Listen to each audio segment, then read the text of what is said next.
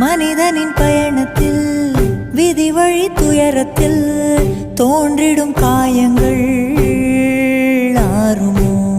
அன்பையும் பண்பையும் அறிந்திடும் ஒரு மனம் வெறுப்பிலும் சினத்திலும் வாழுமோ?